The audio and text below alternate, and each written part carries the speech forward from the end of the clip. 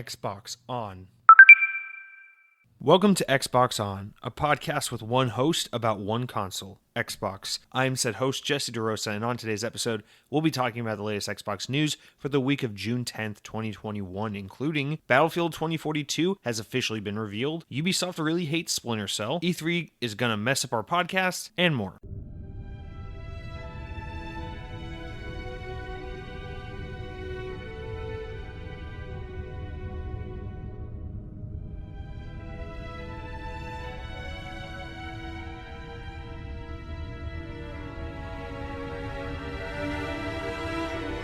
Welcome to episode 105 of Xbox On, the only podcast made specifically for Culver's employees of past, present, and future.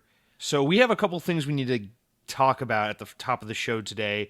These aren't our regular run of corrections and things like that. These are just some actual housekeeping. We need to I need to sit down and talk with you guys about what the plan is going forward, or over the next week, with E3 being so close on the horizon. At the time you guys are getting this podcast, it's E3 time. It's the summer game show, whatever the hell E3 is. It's not a defined set of days anymore. Now it's a collection of events because everyone's got to be special and have their own event that is wholly their own and not a part of E3, just coincidentally the same week of E3. So as annoying as it may seem, we got a lot of shit happening. So it's a lot of exciting stuff. It's just an overwhelming time as well to be a quote unquote gamer. So with that said, let's sift through all this what we got here. So talking about E3, this year E3 and just everything couldn't have come at a worse time for me. This is a weird example of my personal life kind of getting in the way of the show, but I will be out of town this week. So this podcast goes live on Thursday the 10th.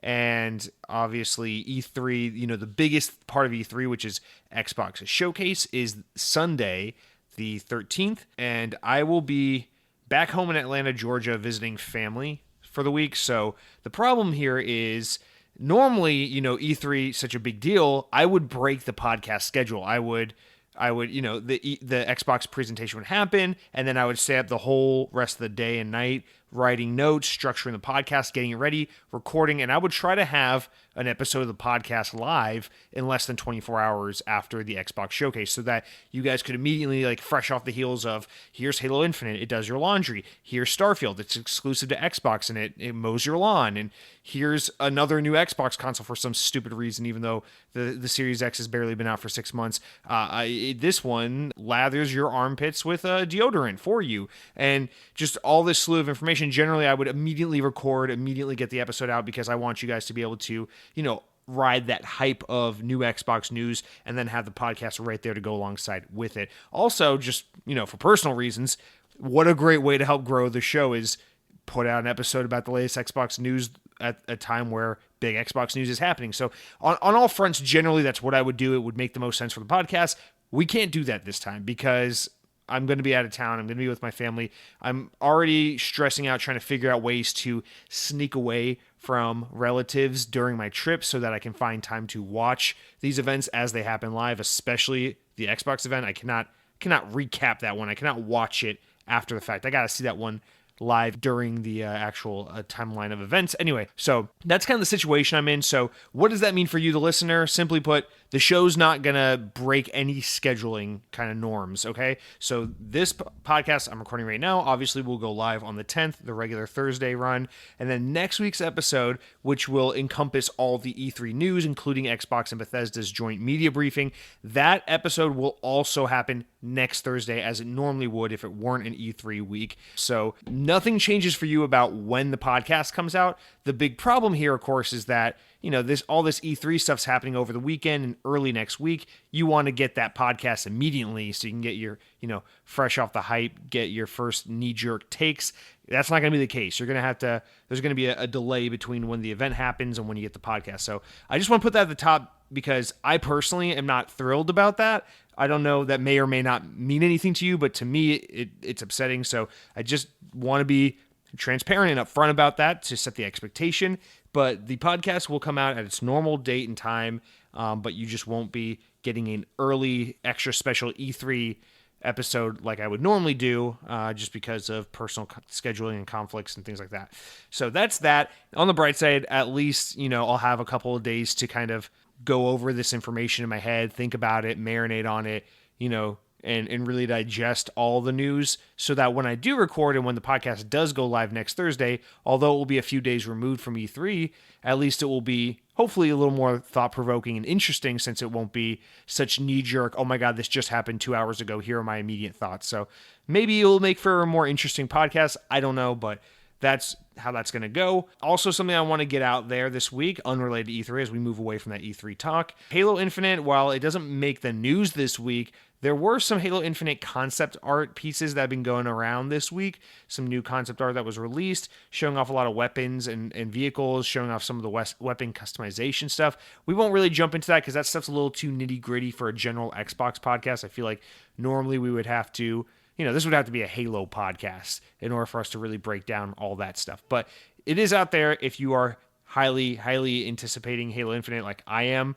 Definitely something you want to check out. Hey, the Brute Chopper from Halo 3 is making a comeback, so some sexy stuff happening there. And then finally, the last thing I want to address before we jump into the comments or regular run of show. Last week, OG Man commented in about why don't you change your name? Why the hell is your name second best? That's kind of stupid. You're a stupid guy. And I said, I know, OG Man, you're right. I'm sorry.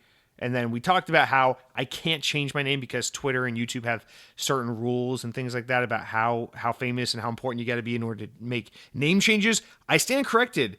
Someone called me out about it, and I don't remember who. Sorry, but shout out to you. You must know who you are. But someone called me out and was like, actually, you don't need to be a famous person to go on YouTube and change your name. I was like, oh, is that so? So I did some digging around.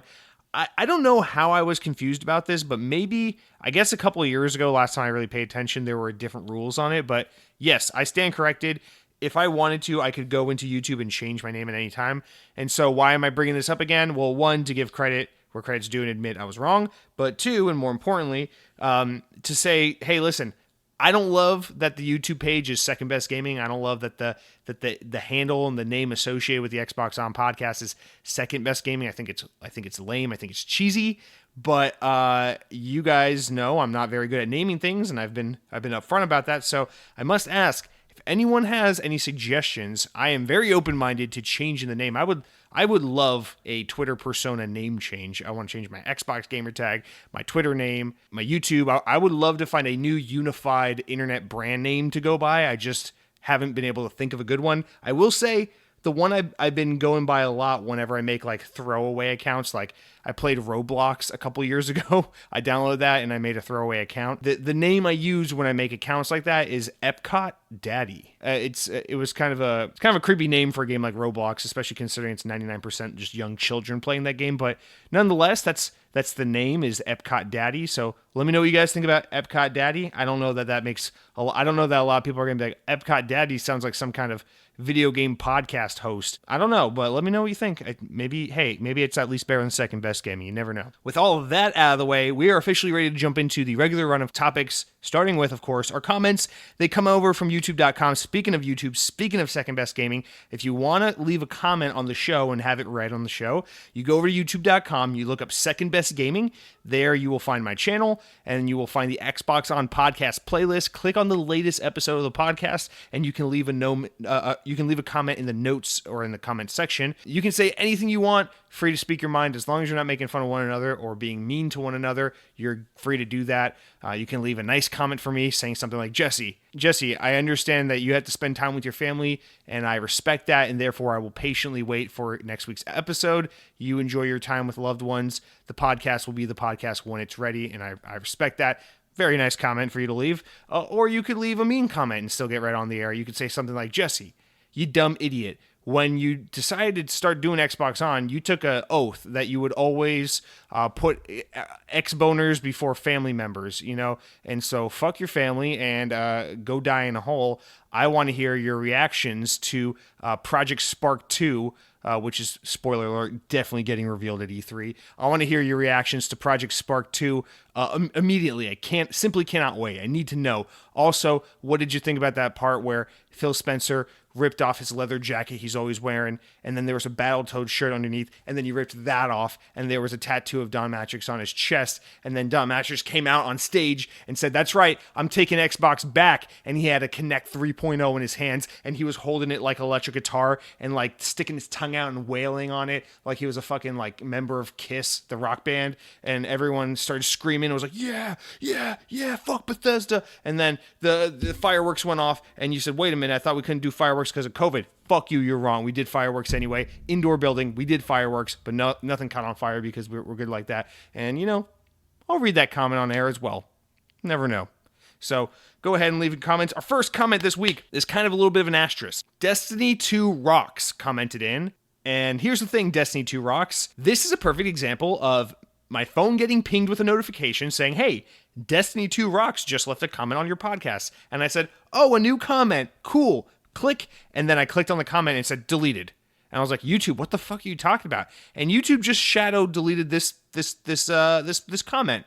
So what I did was I went back and it shows me the preview of the comment. So I just screenshot it immediately so I could get as much of the comment as possible. And then I click on the notification to expand it and see the entire message. And again, it's just like delete.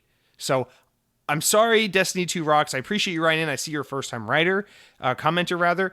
But YouTube decided to shadow ban your fucking comment. So I got the notification preview, so I can read as much of your comment as it showed, but I will not be able to capture the whole thing because YouTube hates Xbox. Yeah, you heard it here first, guys. They're trying to push you off of xCloud and into Google Stadia. So what are they doing? They're going around, they're finding all the Xbox podcasters, and they're shadow banning their commenters, so they'll get fed up and say, "You know what? Fuck Jesse. Fuck this Xbox podcast.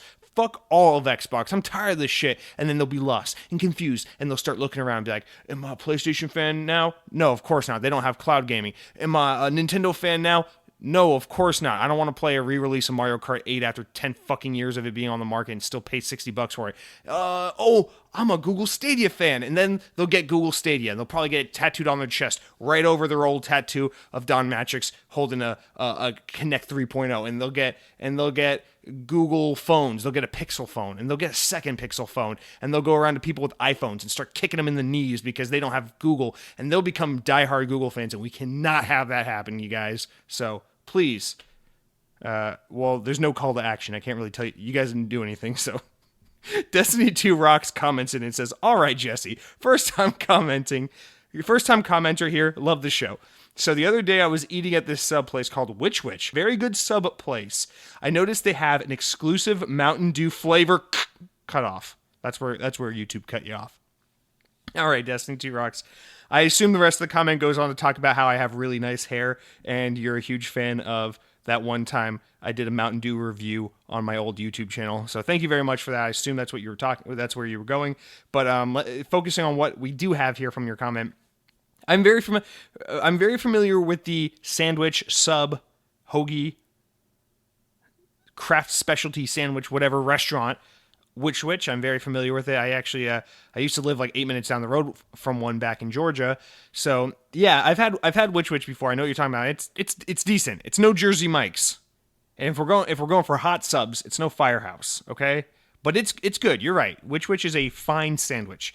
And I had to look at what you're talking about, and yes, you're right. There is a new Mountain Dew flavor at the fountain drink station at Witch that's exclusive to them. It's called Mountain Dew Vibe. It's like a lemonade Mountain Dew flavor or whatever. And yeah, you got to go to a Witch. And the weird thing about it is I'm pretty sure Witch is one of those like regional restaurants. I don't think they're all over the country. I could be mistaken. They may have expanded enough by now, but they're not. That's not a restaurant that like everyone knows about. They're still a somewhat up and coming kind of chain restaurant. So it is a little surprising that PepsiCo would partner with them for an exclusive Mountain Dew flavor, considering it's so limited in access. But then again, we're talking PepsiCo and Mountain Dew here. So if they're willing to let only a certain portion of the U.S. have access to our precious Mountain Dew Whiteout, then I guess this shouldn't come as a surprise either. But yes, I've heard of this. I do follow the Mountain Dew Discord channel and Mountain Dew subreddit, so I do see people talking about this, and Yeah, it looks good.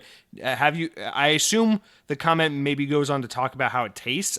Please comment in again. Let us know. YouTube shadow banned you, so I don't really know what the rest of your comment says. But is it good? Is it worth? I'll be in Georgia in a couple days. Maybe I'll have to make a trip down to Witch Witch and actually I don't even know. We might have Witch Witch here in Orlando. I don't even fucking know. I don't think I've ever looked for it. But yes, please do let us know how it is. Thank you for writing in, and to the name of your in speaking to your internet handle, your YouTube account name. Yes, Destiny 2 does rock. Now, next up, we have an update from Sweaty Bandito. You may remember last week, Sweaty Bandito wrote in about how he couldn't get an Xbox Series X at launch, but he was able to get a Series S, and then just recently was able to find a Series X and got it, impulse bought it, picked it up from the post office or whatever it is you guys have in the UK, and brought it on home and said, I don't know what to do about this because my girlfriend can't find out. Hid the Xbox Series X and then wrote in to ask, guys, what do I do? Do I come clean? Do I return the Series X? How do I break the news to my girlfriend? So, Sweaty Bandito, a handful of people did write in about this, and I want to read their comments because we got some feedback for you here. Hopefully this can help if you haven't already spoken to your girlfriend about it. Also, Sweaty Bandito, you didn't write in this week, so I assume your girlfriend found out you bought the Series X, was furious, and then murdered you?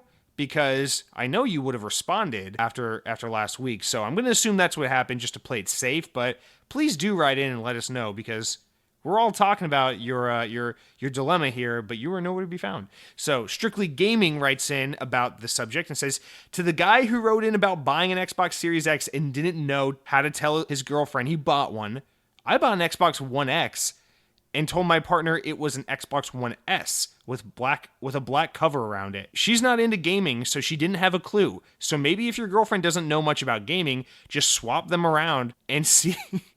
And if she asks, you say you bought a new case for it. Winky emoji. Even maybe say it's bigger and got a disk drive built into the case. Crying laughing emoji, worth a shot. Strictly Gaming, this is a little maniacal because this is like a lie into a lie into a lie. Because first of all, what you don't address here is that if Sweaty Bandito does go ahead and decide to do this, well, what the hell does he do with the Xbox Series S? Does he have to get rid of it? Because, let's say his girlfriend does buy that and she's cool with it or whatever, but then what does she do when she's like, wait a minute, I found your old Xbox here, but you said this is that Xbox with a new case on it. Explain yourself. So I will say that, first of all. But I like the creativity and I applaud the effort here. That's one possible situation. That's one possible solution, I should say. Sweaty Bandito, please do comment in regards to Strictly Gaming's suggestion here. Please. We want to know that you're well and alive. Oh, Strictly Gaming also says, P.S. My partner still doesn't have a clue that it's an Xbox One X nearly 3 years later. So, hey, it worked for him. My brother writes in, Josiah, and says, Sweaty Bandito, you made the right choice of an Xbox. If she's the right choice of a girlfriend, she'll understand that. So, there's that. Plain and simple. All right. Everything is a mess. The next comment. That's it for your feedback, Sweaty Bandito. I thought a few more people would maybe have some suggestions for that, but you know what? You're lucky you get what you get. So the rest of this week's comments are just going to be a hodgepodge because there didn't really seem to be too much of a coherent set of themes like there generally is. It just seemed like a lot of various comments that are unrelated to one another. So let's just jump right in and just read down the list in random order and see what happens here. So Hot Toddy, the guy who has a different name but refuses to tell me how it's pronounced, writes in and says, honestly, I could not care less about the news. I only listen to you because you are funny, relatable, caring about the audience, and not afraid to give your painfully honest opinions. Other podcasts are so generic and emotionless.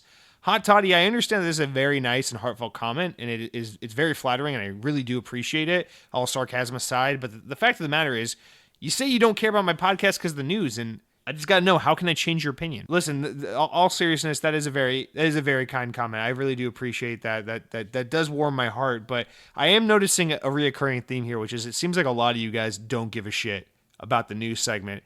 Here's the thing is, this podcast can evolve and change. I'm open-minded to the idea of removing the segment about new game releases of the week or going over games with gold, things like that. That can change. I'm open-minded to that. Introducing a new segment if we come up with something fun enough. Totally okay with it.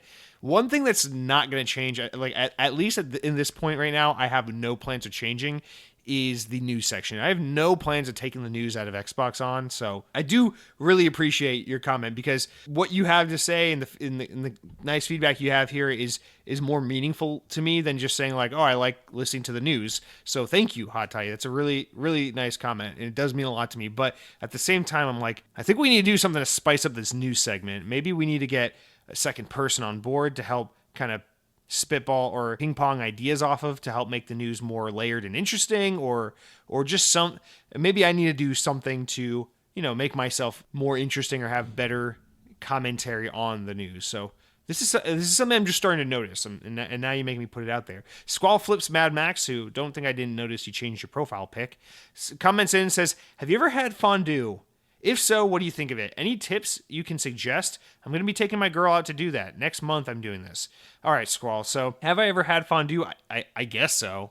I've never gone to, like, Melting Pot or any of those, like, fondue restaurants, like, where the whole theme of the restaurant is, like, fondue. Like, you get the cheese course fondue and the dessert course with the chocolate fondue and all that. I've never done that, but, like, I mean, if you go to, like, the fucking Golden Corral, I know they have the chocolate fountain fondue thing where you can, grab a marshmallow or whatever, put on a stick and dip it through the fondue fountain. It's fun. It's a fun concept.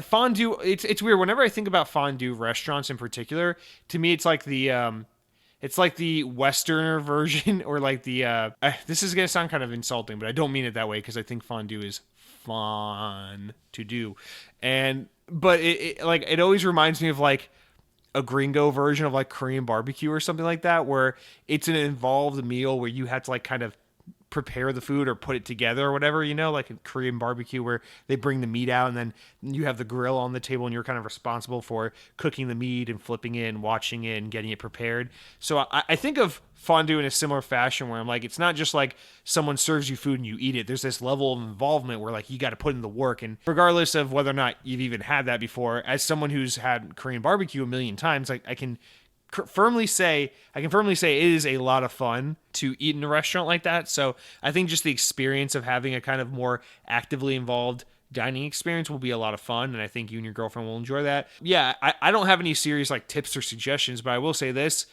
just go in like open-minded, ready to kind of not know what you're doing and figure it out along the way. I think that will probably be the most fun. And Squall, let us know how it goes. Let us know if you and your girlfriend have a good time, how the food is. And if it's a chain restaurant, if it's a place that maybe other listeners of the show may have access to based on their geographical location, maybe clue us in as to what this super special restaurant is. So there's that. Mr. Miggy, oh Mr. Miggy, where do I even begin? All right, Mr. Miggy writes in and says, I have a dilemma. My current TV I only bought 2 years ago, but this was before 120 hertz TVs were prevalent. I want to get a 120 hertz TV for my Series X, but my current TV is perfectly fine. I'm really tempted to go with an OLED TV as well, even though they're expensive. Also, I'm surprised YouTube won't let you change your name. Mr. Miggy was the one who suggested this. Yep, I've changed my name previously. There are many YouTubers that do the same thing, blah, blah, blah, blah. But if you don't want to do that, you could always be Mr. Jesse or Mr. DeRosa, unless I become famous, in which case Mr. will be kept to myself. All right, Mr. Miggy, thank you for writing in. With all due respect, as much as I love the Mr. branding on you, I would never change my name to Mr. Jesse or Mr. DeRosa. It just simply doesn't make sense. First of all, Mr. DeRosa is my father. I don't even like my first name. Why would I go by my first name if I don't have to? The internet is an opportunity to change your identity. So if you don't like your name, why the fuck would you go by your name? You ever think about that, Mr. Miggy? I bet you didn't. Goddamn fucking SpongeBob-looking motherfucker. And for those who don't know, of course, Mr. Miggy's profile pic is SpongeBob. All right, back to your dilemma. So this is an interesting one for me, because unlike Sweaty Bandito's dilemma, this is one I can actually really relate to, because I'm in a similar situation. So, and at least you have a good excuse. So let me before I give you feedback, let me tell you where I'm at, so that you can kind of compare my feedback based on our similar situations. So I bought a new TV last summer, just a few months before Series X came out, maybe 4 or 5 months before Series X came out. And it was because, I was looking to buy a new TV before the Series X, to upgrade around that time. And all I really knew was, of course, got to get a 4K TV. It's time to upgrade to a 4K TV. I'm pretty loyal to Samsung TVs, and it just saves me the headache of having to really think about too many models and brands if I just narrow it down. So I'm just like, I know I'm going to stick with Samsung. I know I want a 4K TV. I haven't been super invested in the TV market in a while, so I had some learning and catching up. I was pretty happy with the TV I bought because, one, it was the TV I had been looking at for a couple months. Amazon had it on sale, and I was actually able to get a bigger version of that TV for less money than I was originally anticipating buying it for. So I kind of jumped on it a little early. I was like, okay, I bought one of those Samsung QLED TVs. Now, I'm not obsessive to the point where I have to have an OLED. I understand OLED is like the end all be all, whatever, but I was pretty happy with the Samsung QLED, which is a much more affordable way of getting into this kind of super ultra HD TV range. So I bought that TV because, one, it was a QLED, two, the price was right, three, I knew, Samsung, it's like a mid-range, mid-model kind of Samsung TV, which means it's going to be a really, really good-looking TV, not the absolute best on the market, but who gives a shit when you play it? You're going to be like, wow, games look beautiful. Who cares if I don't have the most expensive one that costs 4 times as much as this? So that was kind of my attitude about it. It was just like, I want a big TV that looks really good, Samsung brand, 4K. Those were my things. And then around that time, I started realizing 120 hertz was a thing. So this is where I got into your dilemma. So my stupid ass did minimal research and was like, oh man, this TV supports 120 hertz. I will buy this and it will work on my Xbox Series X. Boom. So I bought the TV, loving it. Everything's great. And then closer to the time the Series X comes out, we learn, you got to have a 120 hertz TV that supports HDMI, HDMI 2.1, so that you can do 4K and 120 hertz. And so what the situation I'm in is I have a relatively new TV that is 120 hertz and 4K, but not both, because it's regular HDMI. So I can do 1080p 120 hertz, or I can do 4K 60. And more often than not, I go for the and here's where me telling you my side of the story I think can help with you a little bit, because as you know, when Series X first came out, I was playing a ton of Black Ops Cold War, which is a game that supports 120 hertz. So I kept switching between playing the game at 4K 60 and playing the game at 1080p 120 hertz, because I was really trying to push the test of what matters more. In Call of Duty is a super twitchy competitive game, so obviously you would think if 120 hertz really matters, there's no better game to test it out on than Call of Duty, right? Because every second counts. That perfect frame, that perfect smooth motion really makes the difference in how you can play the game. So I kept for about the 4 months that I was really 4 months, whatever, that I was really hooked on Black Ops Cold War. I continuously switched between the two, and to my surprise, I had full expectation that I was going to be a refresh rate over resolution guy. To my surprise, I've walked away from this whole experience going, I will take 4K 60 over 1080p 120 hertz. And so I guess what I'm trying to say is, of course, it'd be awesome to have the top of the line TV, the one that does it all, 4K 120 hertz, no compromises. Of course, that'd be nice. But for me, what I found out was I got this mid-range Samsung QLED TV for like $600 on Amazon on sale, and it does 4K 60 really well, and my Series X and my games look incredible on it, and I'm super happy with it. If it really, really mattered that much to me, I guess I could have spent like 3 times the fucking price at least and gotten a 120 hertz 4K TV. In my opinion, flipping between the 4K versus the 120 hertz all the time, having to compromise, in my opinion, I don't think that best of both worlds situation where you have both the 4K and the 120 hertz, I don't think it makes enough of a difference that right now you need to go out and drop like $2,000 to $3,000 on a fucking TV.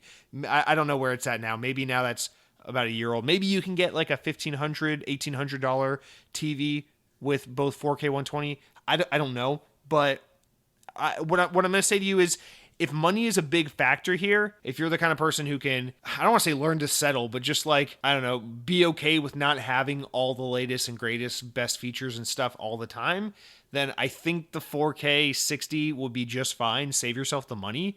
But if you really just like, if it's going to eat you alive that you don't have the best top of the line stuff, then I would say try to hold on to your current TV for a little while longer. Maybe wait another 12 to 18 months and see how the pricing of these TVs comes down. So, I mean, because that's the thing about TVs, right? It's, a TV comes out, it's $3,000, it has all the latest and greatest tech, and then 2 years later, the TV is like $700, because it's the technology becomes normalized. You see it in every model. It becomes more affordable, whatever. So that's my suggestion to you. The Xbox Series X is still going to yield you benefits regardless of which TV you're using. And then the Series X will just look even better in a few years when you get that 120 hertz TV once it's more affordable. Or you can go my route, which was unintentional, but it's the route I'm on anyway. And, just be like, hey, 60 FPS is fine.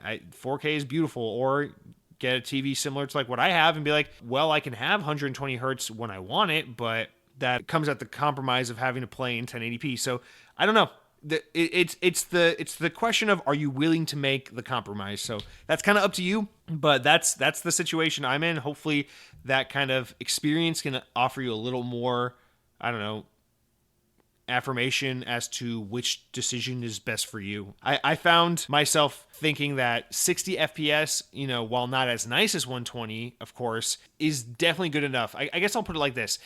The jump from 30 FPS to 60 FPS, and I think I've said this on the show before, but the jump from 30 to 60 FPS is a necessary one.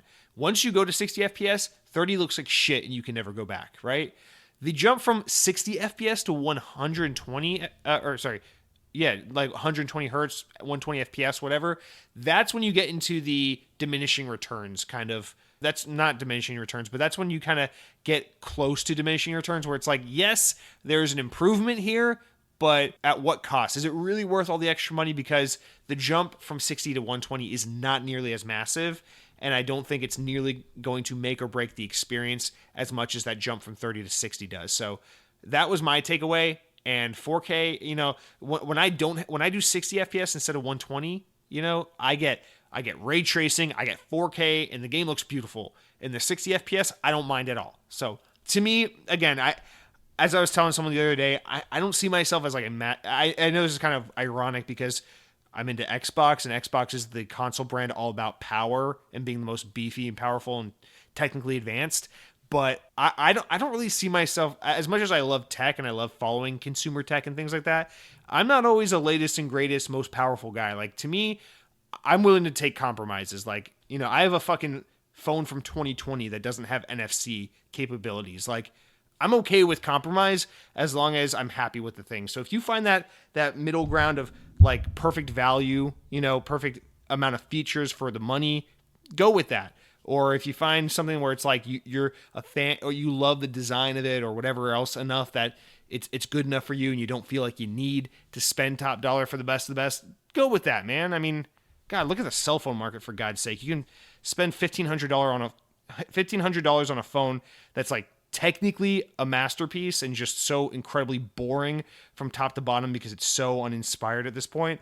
Or you can spend like $500, $600 on a phone that has a lot of compromises but is really quirky and has its own personality. So I don't know. It's kind of how it is with TVs to an extent, where it's like, just make a compromise if you can live that way. If not, whatever. I don't even know what I'm saying anymore. Mr. Miggy, you're out of here. You got too much screen time. Mojo, what do you got to say for us?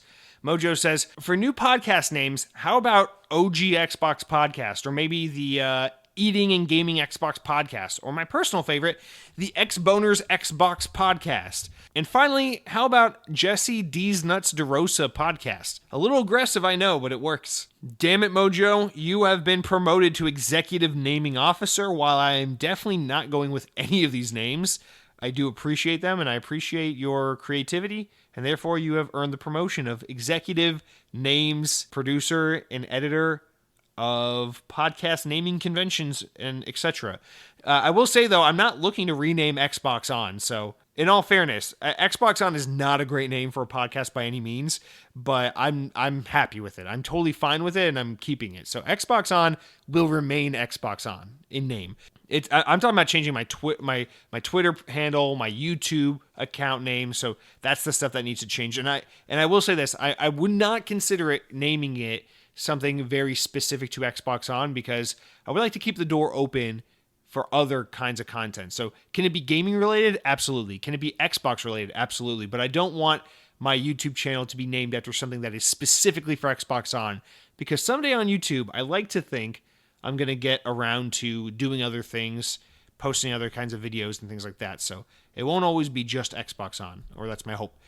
And then Wes H writes in and says, wow, always thought Second Best Gaming was sarcasm towards mainstream media always saying PlayStation is better. Learn something new every day. In regards to what I'd suggest for a new name, FDX Food, Food, Disney, Xbox, FDX, listed in order of importance, of course. Also, crinkle cut fries are hit or miss. Not every crinkle cut fry is the same. The fact that you totally dismissed crinkle cut fries because of your limited experience with them makes me question everything you've ever said on the podcast. Idiot. All right, Wes, let's address these all in reverse order. So starting with the last thing here, how dare you insinuate that I've had limited experience with crinkle cut fries? Now, I don't know if that's something I said last week. Maybe it is. But whether or not this is true, I take that back. Because I have extensive experience with crinkle cut fries. Now, I'm not going to lie to you and say I've had as many crinkle cut fries as I've had regular French fries or waffle fries. Of course not. I'm a man of great taste. But the crinkle cut fry is something I am no stranger to. So to insinuate that I've had it here or there once or twice and I'm done with it is simply asinine, okay? I've had the crinkle cut fry many a times and at many locales around the Southeast United States. So I must say to you, kindly, shut the fuck up. No, but in all seriousness, Wes, I've had my fair share of crinkle cut fries and I know that they are not good. I'm sorry, Wes. You say they're hit or miss, and I'll take that. If I can live in a world where there's a crinkle cut fry or two that you like, but you got to at least agree with me on this. If you look at a menu and you see that the fries are crinkle cut, you are instantly less excited about the fries than you would be if they were regular French fries. Just a fact. You're instantly less enthused about it. Doesn't mean they're gonna suck. It just means your interest in that French fry is significantly less so. Because now you're setting your expectations for the fry that usually disappoints, not for the good old standard regular McDonald's style fry. So suck on that. Now, in regards to your name suggestion for my name suggestion, I love this FDX. I could be FDX Gaming, FDX. It had to be FDX something, Food Disney Xbox FDX. It sounds so badass. It sounds like Disney XD or something like that, So I do love the name, Wes. Thank you very much. Or maybe FD Xbox would be a good name, Food Disney Xbox. Ooh, goddamn, Wes, I like that name a lot. It could be, instead of FDX, it could be FD Xbox. So it makes it very clear that this is a channel about Xbox. And then people will be like, oh, what's the FD stand for? I'll be like, you fucking moron. It stands for foodie, for Disney food, you fucking crinkle cut motherfucker. All right, that's a good one, Wes. I'm gonna put a pin in that. Even though you are not the executive names editor like Mojo is, I am going to swipe that idea. Just like how crinkle cut fries disappoint your palate, I'm going to disappoint your proper credits for what you've come up with here and just take that from you. So no one heard that. Now, lastly, I just like that you thought Second Best Gaming was a sarcastic name towards mainstream media, because it almost makes me wish that that was the intent of calling my channel Second Best Gaming, because it is kind of funny to think that I potentially named my channel Second Best Gaming because it's about Xbox, and games media and just people in general tend to think of Xbox as the thing that's second to PlayStation. So that's fun. That's a cooler excuse for the name than anything I would have ever had. But I'm gotta be honest with you, that's not why it's called that. Count Skyla, you guys know I don't pick favorites, but Count Skyla's up there. So why don't you try to be more like him? Count Skyla writes in and says, for years I've been telling myself that I would get a YouTube channel up and running. Once I finally get around to sitting down to put something together, I immediately realize I'm regurgitating something that's already been said or done. That this is way more work than I'm ready to commit to, and I'll just toss it in the garbage. Not much of a point to this comment other than I fully understand the grind and difficulty behind doing a regular podcast and appreciate what you've created here. At this point, this is a second point. At this point, all I can think about is Halo. You probably already talked about this and I missed it, but do we get the multiplayer beta announced at E3? Is it a shadow drop? Is it months out? Is it for insiders only, or do you think it's open to everyone? I think we do. I think they push it out a month or so, and I would guess that they open it to everyone, but they're really pushing the insider signups, so I'm torn. All right, Count Skyla. 2 comments here. I want to address them both because, not to say you're my favorite, you're not, but you're my favorite. First of all, just to your first kind of anecdotal point, I can totally relate to that. I felt that many times before. There were a few years ago. There was a time where I was pretty regularly trying to make creative YouTube videos, and it was just so disheartening because I'd pour like 30, 40 hours into some of these videos. It was just painstaking amounts of writing script, editing script, getting photos and gameplay footage, putting it all together, recording it, editing it, uploading it, trying to hit it at the right time, trying to find places to share and ways to get it out there and get people to notice it. And god damn, like I put some serious effort into some of those videos, and I go back and watch them now. They're still up on my channel. I go back and watch some of them now, and they're not very good. They're really not, but I still admire them for, the amount of work I put into them nonetheless. And I gotta tell you, those couple years of doing that really helped me gain. I always had appreciation for what YouTubers do because I know it's harder than it looks. But man, I really truly gained an appreciation for what some of these guys, some of these people are out here doing, because it is not easy, and it is. I mean, you gotta really, really love making content to be an actual YouTuber, because it is most definitely an exhausting, full-time, strenuous job for sure. But Count Skyla, I can totally relate to what you're saying, and hopefully, if this is something you truly care about, I hope one day you're able to find a way to approach this in a way that makes sense for you, fits your schedule, fits your time, and allows you to be creative in a way you feel is unique and original. Now, as for Halo, I don't think we did talk about this, so let's talk about it now, Count Skyla. Yes, so the strong rumor is that at E3 they'll announce the Infinite. That obviously will show Halo Infinite, but the rumor is they'll announce an Infinite multiplayer beta and drop it then and there. They'll be like, Halo Infinite's multiplayer beta will begin after this show concludes today. And everyone will be like, oh my fucking god, I can play Halo Infinite multiplayer right now. So that's been the rumor, right? Maybe this is simply for the reason that I will be stuck at my parents' house visiting on Sunday without an Xbox, and if they announce a multiplayer beta and I'm not available to play it immediately, I will actually cry. Maybe this is coming from that place in my heart, but I truly do not believe they're going to shadow drop it. I think we will see another gameplay look and then an extensive multiplayer look. Basically, this is what it's going to be. It's going to be a campaign look, to just like a quick, maybe 4 or 5 minute look at the campaign, just to show us, hey, the game looks a lot better than it did last year. Don't meme us again. And then they'll show an extensive 10-minute deep dive into the multiplayer, to be like, here's Halo Infinite multiplayer, get hyped.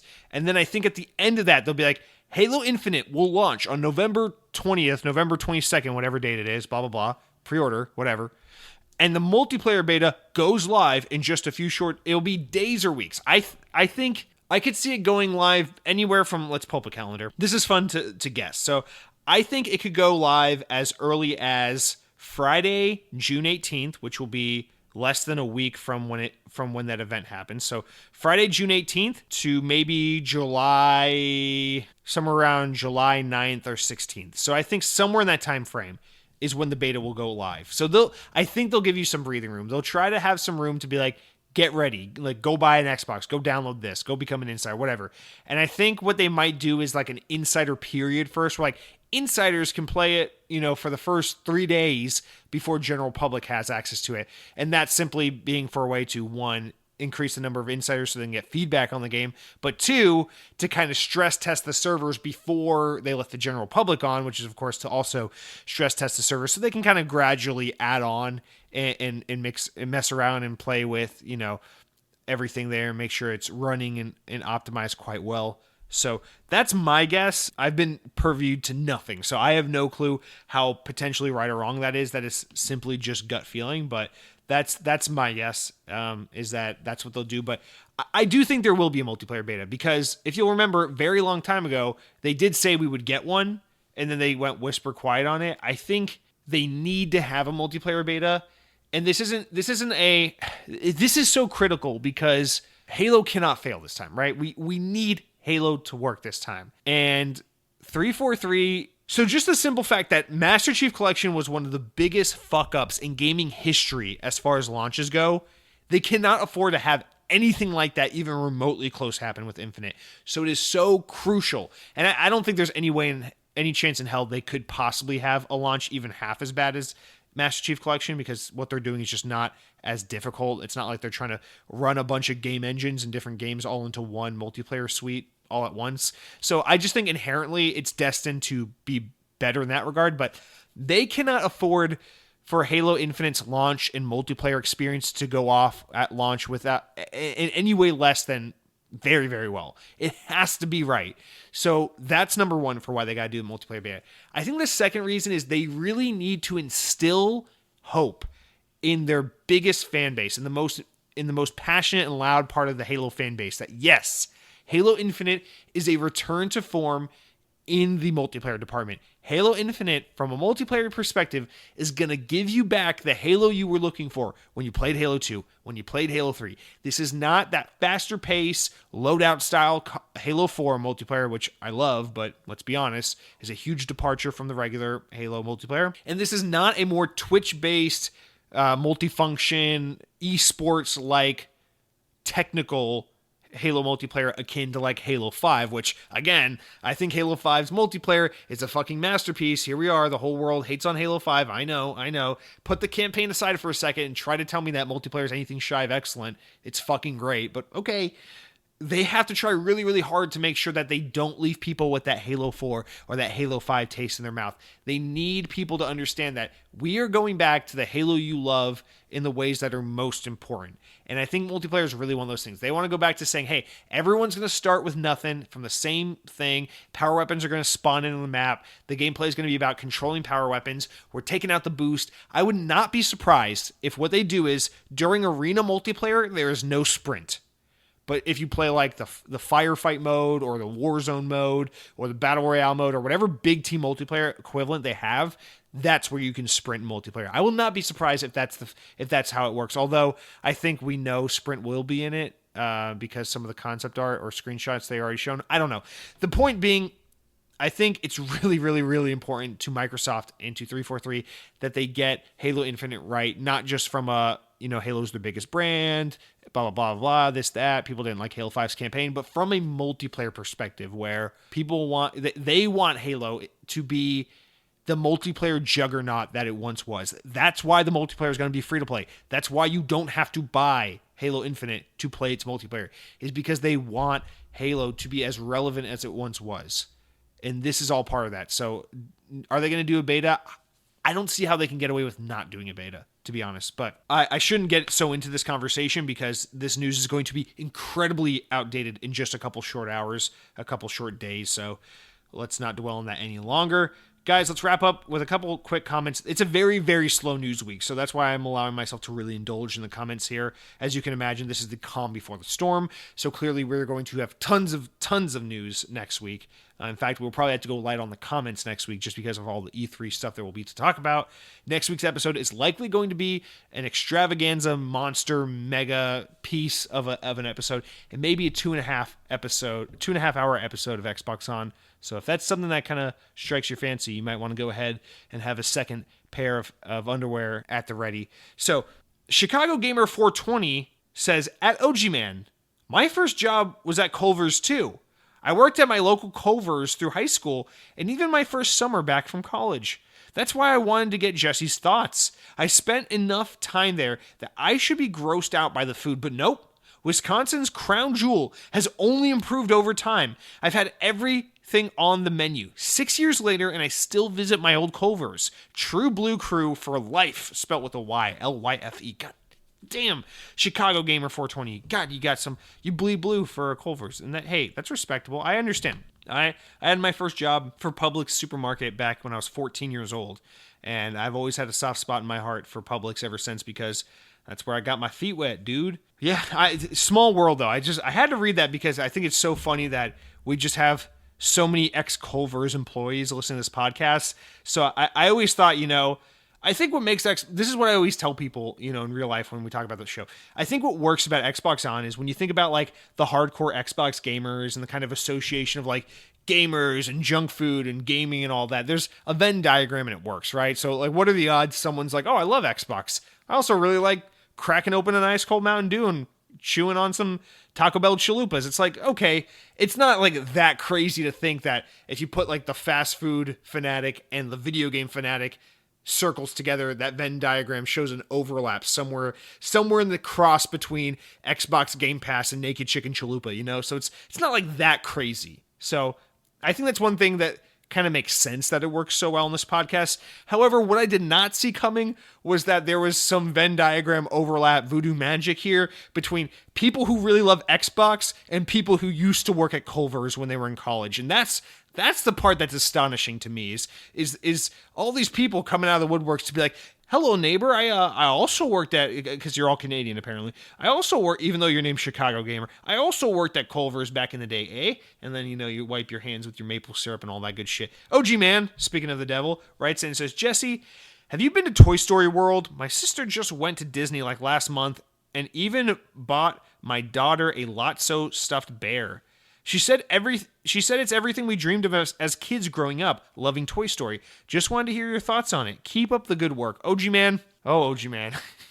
I feel like I need to approach this delicately. And I have one friend out in the audience who knows exactly where this is going. Shout out to Hunter, because if you're listening right now, I know you know where this is going. So God, this is going to sound so pretentious. OG Man, I love you. Thank you for listening to the show. Thank you for supporting the show. You're an awesome guy, and I'm sure your sister is an awesome person. How could she not be? She's related to you, the OG Man. So, with all that out of the way, I love Disney. I love theme parks. I am, to an extent, something that Disney fans or the theme park community might consider a quote-unquote pixie duster, which is someone who is just so blindly positive about Disney all the time. And just so like, oh, isn't everything so magical? Isn't Disney so magical? I love everything. And is willing to sometimes overlook things like, it is pretty expensive, isn't it? Or like, it is pretty ridiculous that like they price out, regular families from being able to go to Disney World. Or like, it is kind of ridiculous that like nowadays Disney is a lot less adventurous and creative and daring than they used to be. Meanwhile, up the road, you got Universal, who's like pouring so much money into their theme parks, while Disney's upping prices and kind of being stagnant and boring with their parks. So when it comes to Disney, unlike Xbox, unlike video games, 9 times out of 10, I try to remove myself from the controversy, remove myself from the negativity, and just steep myself in the positivity, because Disney is something I don't work in. It's something I never want to work in. It is my happy thing. It is my happy place. It's my happy thought. I like to go to Disney and just have a magical experience and just eat yummy food and be submersed in like awesome sci-fi space theming and go to Tomorrowland or go to Epcot and learn something cool. I love that shit more than anything. That long preface is to say, trust me, what I'm about to say is not easy to say, but I think Toy Story, it's Toy Story, it's at Disney's Hollywood Studios. It's one of their 4 theme parks at Walt Disney World. It's an entire land dedicated to Toy Story. It's called Toy Story Land. And it's like themed to Andy's backyard. It's like the theme of the land. I think Toy Story Land is painfully cheap and uninspired and really, really underwhelming, if I'm just being honest. Now, that's not to say there's nothing to enjoy. Listen, if you're like, I'm from Atlanta. The only theme park we have around is Six Flags Over Georgia. I love Six Flags Over Georgia. It's a fun park. I grew up going there. I had a great time. Six Flags Over Georgia is a cheap budget park. It's about fun roller coasters and cheap thrills. It's not about beautiful, immersive theming that pulls you into another world. That's what separates places like Six Flags from Disney, right? Disney is not about crazy over-the-top roller coasters and thrills. It's about transporting you to a different world and truly bringing you into a place you've never been before and allowing you to live out a new adventure and experience somewhere else. That's why I love Disney. That's why we love gaming, right? It brings you to someplace new and allows you to be a part of that world, right? Toy Story Land feels like Disney did a Six Flags. It's like cardboard cutouts and cheap theming and no sun, and like they budget cut the gift shop. They're so cheap that they budget cut the gift shops out of that land, which basically means, gift shops, the ways in which theme parks make money are the things they took out of the budget for this land because they just wanted to build a Toy Story Land on the cheap. So it's not a horrible land. Okay, it has the Toy Story Mania attraction, which is the like video game like dark ride shooting gallery game. It's so much fun. It's a really great attraction. It's actually been there for a while, but they've now lumped it into Toy Story Land. It's a cool ride. It's actually a great ride. Okay, so there's that. And then there's the Alien Swirling Saucer ride. It's a really cheap fairgrounds kiddie ride. It's fun, but it's especially fun at night with all the lights and everything. But It's not going to blow you away. And then there's what they consider to be the piece de resistance, which is the Slinky Dog roller coaster, which is such a cool idea for a coaster, but it's just fine. It is just fine. It is a kiddie, family-friendly, mine train launch coaster type thing, and it is just fine. Here's my thing. If you are a diehard Toy Story fan, you may be impressed just with the simple fact that, hey, it's a whole land themed to Toy Story. Nowhere else in the world can I go and be immersed in the world of Toy Story. So that alone warrants, thinking this place is cool or giving it a try. I get that. But compared to what Disney's done in the past, compared to some of the other things they built, like the Star Wars land that's right next to it, or the Avatar world that's over at Disney's Animal Kingdom, or just some of the other theming they've done, like Tomorrowland at Magic Kingdom, or Fantasyland at Magic Kingdom, or just the Tower of Terror attraction at Hollywood Studios, compared to the bar that Disney has set in the past for theming and immersiveness and storytelling, I don't think Toy Story Land lives up to that expectation. I think it feels very cheap, it feels very incoherent, and it's only been there a few years and it's already aged horribly. The place already looks like it's 40 years old. It's not, in my opinion, it's not great, but at the same time, I think a lot of, I don't know, it's like Call of Duty, right? It's like, maybe it seems a little cheap or tired or contrived to a lot of us gamers because we're like, oh, it's the same thing. We've seen this before. But, to like the hardcore, you might be like, oh, that's it. And that's kind of my takeaway from that land. Now, I don't want that to deter you from ever wanting to go there. I think the rides are still fun. The little quick service restaurant they have there, it's called Woody's Lunchbox. Not a great concept for a restaurant, but they have they have a beef brisket. It's like a grilled cheese beef brisket sandwich. Fucking amazing. I will say that is my favorite part of the land, is if you go over to the Woody's Lunchbox restaurant and you order the brisket sandwich. It's like Texas toast with melty cheese and brisket and pickles and shit. That sandwich is phenomenal. I will say, that's the best part of Toy Story Land. It's not very Toy Story in theme, but delicious sandwich nonetheless. So, I'm sorry if my honesty has hurt you in any way or deterred you from wanting to go there. I strongly encourage you to make it out to Toy Story Land if you are a big Toy Story fan. Listen, and you have a daughter, seemingly a young daughter, I think she'll enjoy it. I think it's a great land for kids. I think kids will easily love it. And if you are a diehard or a really big Toy Story fan, I think you'll find enough to appreciate. Listen, I'm a massive fan of Sonic the Hedgehog, and my dream is to go to Joyopolis in Japan, which is like the Sega arcade. That is by no means like a well-themed, fancy Sonic the Hedgehog theme park.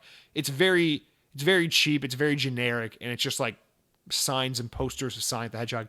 Not very impressive at all. But listen, if I ever go to Japan, you best believe I'm going to go out of my way to see Joyopolis because it's something, and I love Sonic the Hedgehog. So by that metric, it's worth it.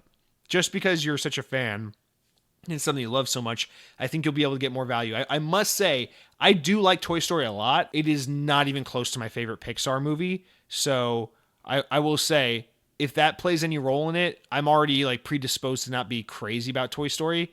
So, there's that. I'm more of a Cars guy myself, Give me Lightning McQueen any day. So, OG Man, thank you for writing in with that. Please let us know if you ever do decide to go. I would love to hear your report and your thoughts on that land. If you and your daughter go and experience it for yourselves, that'd be awesome. Lethal Migraine. You didn't think we weren't going to have Lethal Migraine in here. As we get into our very last few comments, Lethal Migraine jumps in and says, actually, we're going to start rapid firing. He says, almost all of Matrix's vision for Xbox has been fulfilled, and it's a part of current day Xbox. I have no idea why he gets so much undeserved shit. Well, Lethal Migraine, he gets so much shit because it's funny. That's why. No one's actually mad at the man. It's just fun to make fun of him. He's a fun scapegoat. Let it be. Objects in Space says, don't get me wrong, I absolutely love KFC, but here in Australia, we are very limited when it comes to fried chicken options. I once tried Popeyes when I was traveling and enjoyed it so much that I went back there for lunch 3 days in a row. It's probably because it was new and exciting, but I do remember it being better than KFC. Thoughts? Also, really looking forward to seeing Halo at E3.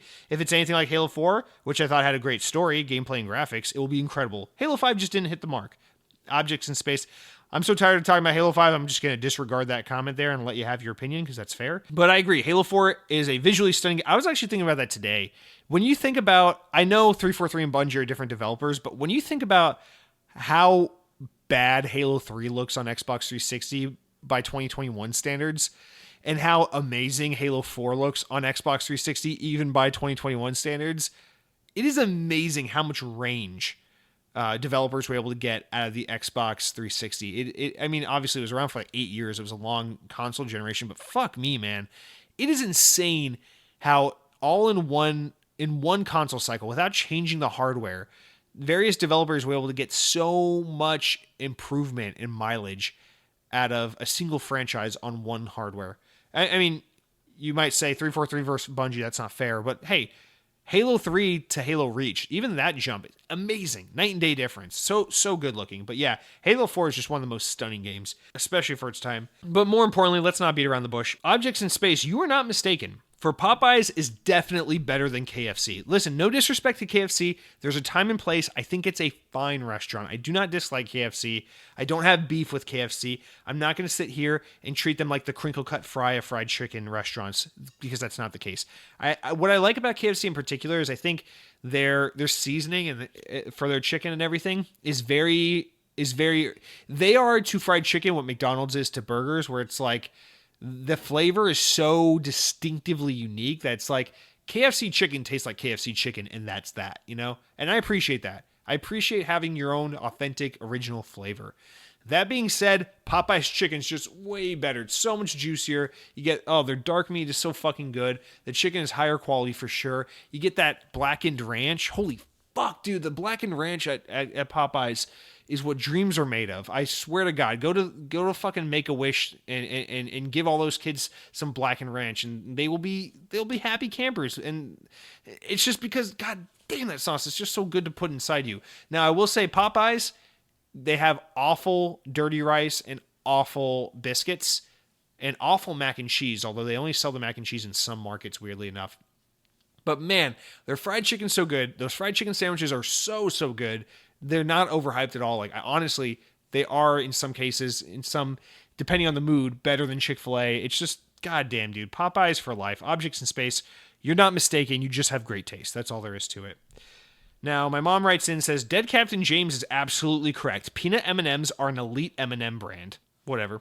Dead Captain James, speaking of the devil, says, finally picked up Resident Evil Village on sale for PC. It's pretty solid so far. My friends and I have been diving into Deep Rock Galaxy, and it's a hidden co-op gem. Far Cry 6 and Dying Light 2 are my most anticipated games of 2021 for sure. I personally love Far Cry 5, but your criticisms are totally valid. Far Cry is just comfort food for me, lol. P.S. Curly fries are the best fries, with waffle fries a close second. All right, I know we're rapid firing right now, but we got to slow down a second for Dead Captain James here, because Resident Evil Village, first of all, glad to see you're enjoying that. You got on sale, that's interesting. I'm trying to get on sale as well. I don't want to pay $60 for that game because I know it's going to be 8 hours and I'll never touch it again. Deep Rock Galactic is a game I've heard of, but I can't picture what it is. I know I've heard that name, though. I need to look into that. Listen, Dead Captain James, I'm glad you're excited for Dying Light and Far Cry 6. I think they both look like pretty solid games. I don't mean to come off as like I hate Far Cry or anything. That's not what I mean. Like, I'm still going to play Far Cry 6, definitely. And I'm definitely going to play Dying Light 2 at some point. I just don't know. I guess I'll probably play at least Dying Light 2 at launch, but you know, it's a busy time of year. We got a busy fall schedule launch lineup of games. So first of all, there's that. But yeah, I didn't mean to come off so harsh on Far Cry last week as if to suggest that I think it's a bad franchise or I'm not going to play it. I'm definitely going to play Far Cry 6, but yeah, I mean, I actually agree exactly with what you say here, where you say Far Cry is just comfort food for me. No, I think that's the perfect way to put it, and I agree completely. Far Cry is comfort food gaming. It's not, at this point, it's not break the mold. They kind of just rehash the same shit, and that's fine in the sense that Far Cry is one of those things where there's a lot of content to it. You know, it's a lot of value for what you're getting. And you know it's a lot of fun, quality gameplay. Like, it's not at this point, it's almost like Far Cry is not meant to break the mold and light your brain on fire with all these new ideas and concepts and gameplay innovations. I get that. At this point, it's just like another Far Cry because it's fun. It's a fun way to shut your brain off and have a good time in a video game. I totally agree with that. I just wish they didn't give up so much on the characters, which is so much of what made the game great to me, although they definitely still care about the villain aspect, which is pretty cool. But as for curly fries, dude, you're right. Dead Captain James, curly fries are awesome.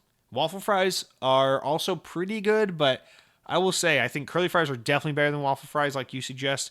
I definitely think regular fries are the best, but curly fries, oof. Arby's curly fries, y'all be sleeping on that. I know people hate. I know it's cool to hate Arby's, but dude, their curly fries are so good. Now, Hot Toddy jumping in here for a second time says, I put ketchup on my eggs. All right, Sarugi, ban this man. Python Coder 255 says, who was it that made that end music again? Last week, Python Coder, we had my friend Eric play us out. He is BB Murder Case on YouTube and SoundCloud. You can look him up.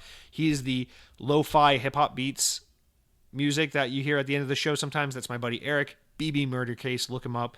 The other one, when you hear the awesome emo music, whatever you want to call it, that's Count Skyla's old band Corbel from back in the day. So that's that. And hopefully today we'll be having some new music to share with you, but more on that later. And then finally, our very last comment. I just want to run through this because it is laughably incorrect.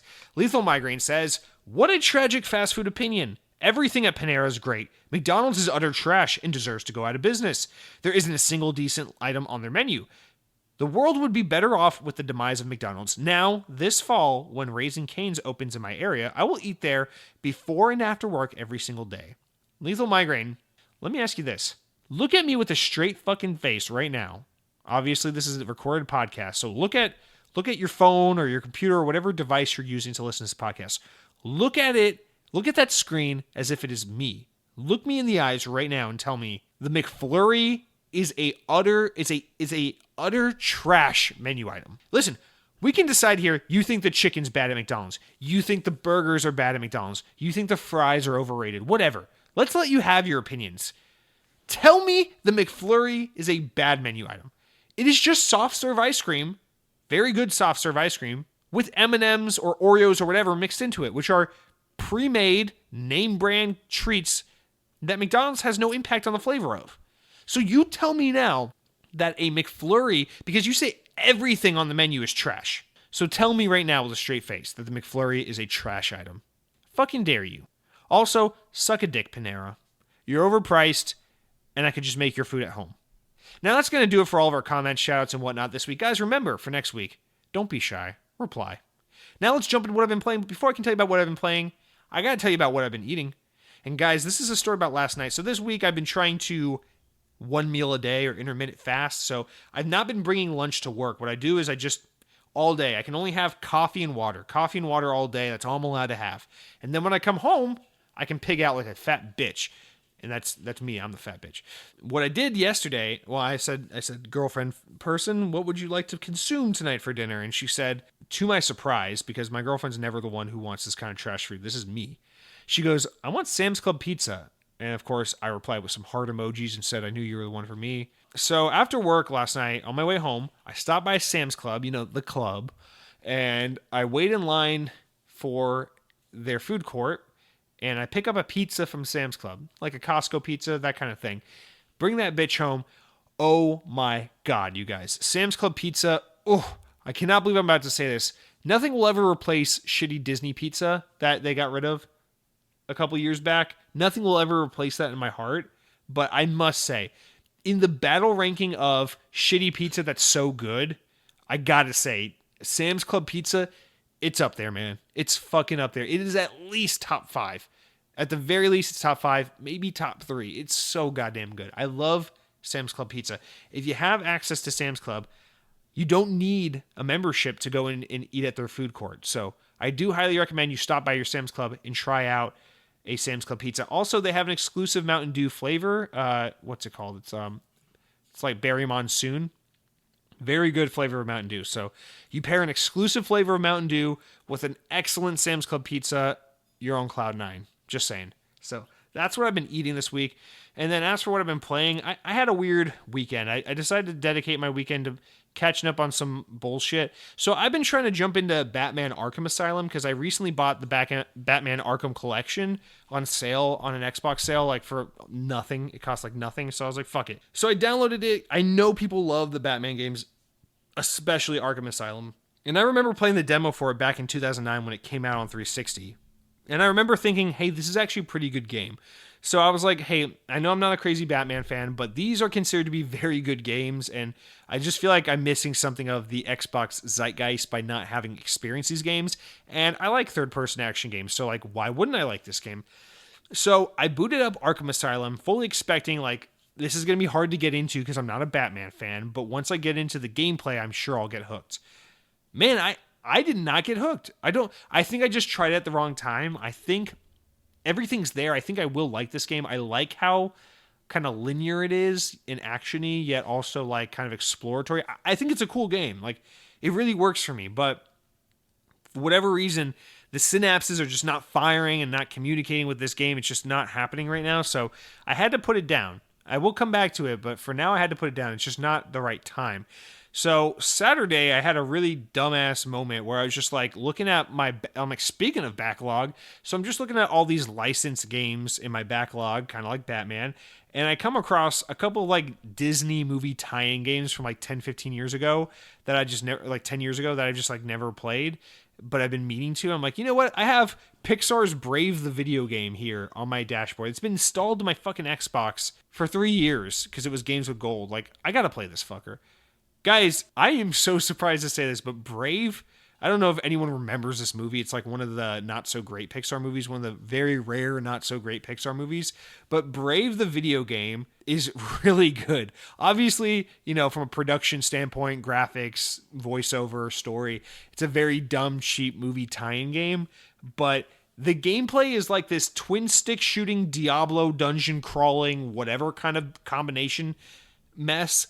And it is so much fun. I sat down in one sitting on Saturday. I played like all the way. It's a short game. I played maybe 6 hours or so. And I just played through the entire fucking game. And it was awesome.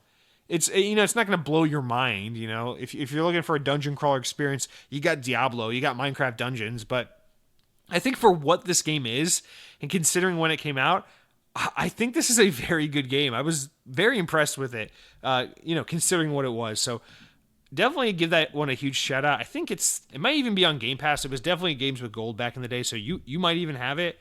Not that I expect almost anyone to want to, you know, play that. But yeah, man, shout out to Brave the video game. That was a surprisingly good game. And then the other game, the last game I've been playing, weirdly enough, I just had a weird urge to watch Tron Legacy, 2010's Tron Legacy, because right now they're building a Tron roller coaster at Disney, and I'm so excited for it. And so I was like, oh, you know, I want to go home and watch Tron. So I went and watched Tron Legacy. I don't know, dude, I'll be honest. I know Tron Legacy isn't technically a great movie, but I love that movie so much. That is an example of a movie that's not great. I'd say the first act of that movie is really rough, but like acts 2 and 3, and then of course just overall the visuals and the music, the fucking Daft Punk score, and like that amazing, amazing visual style for that movie. God, dude, Tron Legacy is one of those movies I can just watch again and again and again. You just skip the first 20 minutes and then get into like the grid and just watch that whole movie over and over again.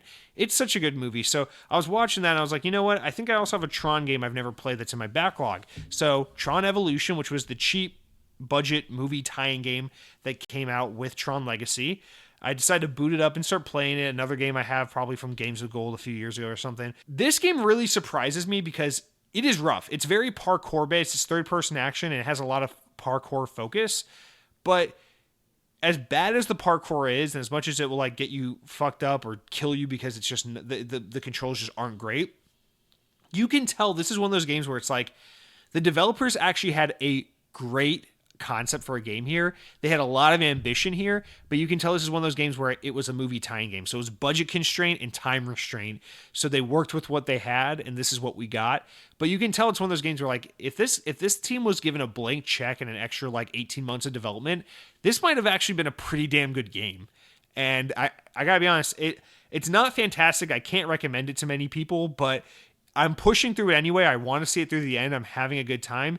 It's frustrating at points because the controls can be so rough, but Tron Evolution, I'm liking it. I'm just a huge fan of Tron. I don't know what it is. I've always liked Tron. It's a weird sci-fi thing that I'm really into. I thought Tron Legacy was a great movie. I'm really hoping that we get a third Tron movie at some time in the future, but Tron Evolution in the meantime, it's hitting the spot for me right now. It's not great, but I also must say as a side note, developed by Propaganda Games, which was the team that remade Turok in like 2008. and then acquired by Disney. They're a Canadian-based developer. They were acquired by Disney back when Disney tried to make games. So this studio, this is what I didn't know. This studio was founded by Josh Holmes, and you might be saying, "Hey, Josh Holmes, he sounds familiar." Okay, so Josh Holmes was one of the studio heads at 343. He played a massive role in Halo's Reach. He worked on Halo Reach. He didn't play a massive role in Halo Reach, but he was creative director for Halo 4, and he was a producer on Halo 5. So he played a huge role in some of the more recent Halo games, and he's since left 343 to go on. He left 343 like 5 years ago, right after Halo 5 came out. He left to go work at Midwinter, or to help found Midwinter, which is Midwinter's making that new game. What is it called? Scavengers, that PvP free-to-play. I think it's in beta right now. But anyway, so he's out doing that, but I just thought that was a really interesting anecdote to know he had such a big hand in this game and in this team, and then went on to work on Halo. And I gotta be honest, if you're playing Tron Evolution and you squint your eyes and think about it just right, there is some like aesthetic kind of, not parody, but inspiration. And I don't know, there's something there between that Tron Evolution, Tron Legacy look and Halo 4's more like digital Promethean kind of sci-fi look that Halo 4 got. You know, obviously Halo 4 was a huge visual departure from Bungie's Halo. I gotta say that it looks like there is some kind of crossover, and I assume a lot of people left propaganda games to go work at 343, so there's probably a lot of people that came with Josh Holmes to go work on Halo after working on this Tron game. So just an interesting anecdote I wanted to share. I thought you guys might find that interesting. But with that out of the way, guys, I know we've been going a long time. Let's jump into the news. It's not a big news week. There's really not a whole lot going on, but I'm excited because let's talk about the new Battlefield game and some other stuff, and I think we've got some good discussion ahead of us. So let's jump in. All right. So fun thing about this week is I'm trying to get back into writing the news myself. I don't like this habit I've gotten into of copying and pasting and then just moving around a couple things and crediting the source like Windows Central reports, because I feel like the news would be more fun if it was like my writing and my twist on it, and I'd be able to better explain and elaborate and talk about the news if it was like all from my perspective rather than quoting someone else's words. So I think it might be a little more fun trying to get back into this way. It's a lot of extra work, but I think it makes for a more fun podcast. So I'm going to try to get into the habit of doing this a little bit more, but here we go. We literally only have 2 big news stories this week. Everything else is just, little small news, not important enough to make the news, but blah, blah, blah, blah. So literally, here we go. Our first story, after months of speculation, rumors, and leaks, EA have finally revealed the latest installment in the long-running Battlefield franchise, Battlefield 2042. The game was shown today at the time of this recording during a live stream event that simply showed the reveal trailer running in-engine and then bounced the moment the trailer ended, leaving viewers with much more of a brief and poignant reveal than the likes of the recently shown and drawn out games Far Cry and recently shown and drawn out Far Cry 6 and Dying Light 2. The game will boast an impressive 128-player multiplayer matches on current-gen hardware as well as on PC. For those still rocking an Xbox One console, the game runs a respectable 64 players per match. The trailer shows the ways in which weather and environmental effects play into the gameplay. For example, sandstorms and tornadoes were shown. This, of course, proving to be a natural evolution of the traditional Battlefield mantra of maximum environmental interactivity and destructibility. The game features a wide range of locales, including the Middle East, East Asia, Egypt, and more. However, what had many fans upset was shortly after the reveal, news came out that the game will indeed not include a campaign, a mode that has become a staple of the Battlefield franchise, although in all fairness, most players never even touched the campaign, so it does seem pretty obvious that the team at DICE is simply focusing their efforts on really nailing the game's multiplayer experience, which is of course its core experience, the part of Battlefield that is the real bread and butter of the product. A proper gameplay reveal will be held on June 13th, where we'll see the game running in action, taking place most likely during the Xbox and Bethesda Game Showcase, considering that the game's marketing tie-in console brand is indeed Xbox, as it has been since Activision cheated on Xbox with PlayStation beginning in 2015 when Call of Duty Black Ops 3 was announced to be marketed with PlayStation instead of Xbox. Battlefield 2042 will release on Xbox and PC on October 22nd, 2021, and can be pre-ordered right now. It should be noted that EA Play and Game Pass Ultimate subscribers will receive 10% off when purchasing the game because Xbox rules and Atari rules. So I think that's pretty comprehensive in terms of like what you need to know from the reveal. So people have been really, really hyped about this game, and I didn't realize that until pretty recently. Like, people are really excited about the new Battlefield, and I'm not quite sure where that's coming from. I mean, obviously, Battlefield's a huge franchise and does very well, and people love it a lot, but I just feel like we haven't seen this level of hype for Battlefield in a while. It's kind of weird how that works. I know Battlefield 1 did quite well, and then I feel like Battlefield 5 got a shit ton of hate, and now we're back with 2042, and people are super hyped about it again. I don't get this. Gamers are so fucking finicky and obnoxious. Remember, like 3 years ago, the same people who are making this game, DICE, put out Star Wars Battlefront 2, and the internet was like up in arms about how much they hate DICE and hate EA and microtransactions and fuck you. And it was just the biggest story. It was one of those rare gaming stories that like really extended outside of the game sphere and got into mainstream media. It was just such a big deal. Honestly, a story that had lasting impacts on the way we think about microtransactions and the way developers and publishers try to monetize games. It was a huge deal. And I just feel like, you know, people always hate on EA, but especially after that, there was just some very serious EA hatred, DICE hatred, you know, this kind of thing. And now, fast forward to 2021, just a few short years later, and everyone's like, yeah, Battlefield 2042, can't wait, most exciting game, fuck Call of Duty. I'm like, whoa. What happened to you guys like totally hating the same guys? These are the Star Wars guys. They make the Battlefront game. I mean, in all fairness, I know they built a ton of goodwill because people are really impressed with how they stuck with Star Wars Battlefront 2 for so long after its development and really worked on fixing the experience, adding tons of free content, and really making right on the wrongs they had done. So obviously, you know, that to some extent has, I think, earned them the goodwill. But dude, I just feel like gamers are so finicky. It's like one day they're like, yeah, fuck EA, I hate EA. And then the next day they're like, don't forget to pre-order that new EA game because you got to get the 10% off on Game Pass. So it's like, what are you guys doing? Anyway, that being said, I must be honest. As a very fair weather Battlefield fan, I'm excited for this game, but with an asterisk.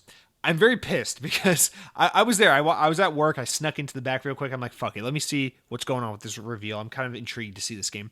So I sneak into the back, where I probably shouldn't be saying this in case anyone at work's hearing it. But, you know, just for a couple minutes, just want to see what's going on. And the reveal, it starts and they show the trailer. I'm like, okay, that's a cool, you know, they tout the whole running an engine. I'm like, okay, that's cool, but like, show us the game. Like, I don't give a shit if it's running an engine. I want to see the gameplay because I'm not going to play the cutscenes. I'm going to play the game. And then the 5-minute trailer running an engine ends, and they're just like, catch that gameplay reveal in a couple more days. I'm like, fuck you, dude. Don't do this. Don't do this like multi-part tease. Fuck you. So at first I'm a little upset. But then it seems like no one else really shared that sentiment. Most people were just like, yeah, hype. Battlefield, hype. Let's do that. They retweet it and they go, let's go. You know, that's the thing people like to do. I was a little surprised to see not a lot of people complaining about that, but also pleasant to see people not complaining. But yeah, so I think not artistically, but I guess visually, the game looks really good. The setting looks cool. It's the U.S. and Russia again. I understand it's supposed to be a continuation of the Battlefield 4 universe, which I'm not familiar with, although I want to go back and play Battlefield 4 now. But how cool would it be if for once, instead of U.S. versus Russia, it was U.S. versus China? Like, come on. How fucking cool would it be if it's just like a Black Ops 2 kind of like semi-future, like near future setting where you're fighting like the Chinese government's like robot and like army or some shit like that. It's like, I want to fight like, I don't know, a real communist threat. It's always Russia. It's always some like Cold War Fallout bullshit. Like, I don't know. But of course, we'll never see that because all these big gaming corporations are so tied to China and so pussy whipped by China, I guess, is a way to put it. But nonetheless, that's totally an aside. I think the game looks really cool. I think some of the locales they showed are really cool. And I think most importantly, this whole idea of like weather and weather effects and things like that and natural disasters playing a role in the game is really awesome, because you got to remember, one of Battlefield's always big defining thing, what set Battlefield apart from the competition, especially as Call of Duty rose up the ranks, was always like, well, Battlefield has really, really detailed and intense destructibility. Call of Duty doesn't have that. Well, Battlefield has vehicles. Call of Duty doesn't have that. These were kind of the things that made Battlefield special. And so I feel like taking this weather and natural disaster and storm element and bringing it into the game only kind of furthers that original spirit of Battlefield, where it's like, okay, well, yeah, you can take a rocket launcher and blow a building and watch it all fall to pieces, and that's Battlefield, right? But now it's like, how do we take that to the next level? It's like, well, now a fucking tornado can come through the map and destroy shit, and you got to react to the way, that changes up the map and stuff like that. That's really cool. Having like dynamic weather and be like, well, now it's raining and now it's not, and now there's a sandstorm and now there's not, and see how that impacts vision and all that. I think it's really cool.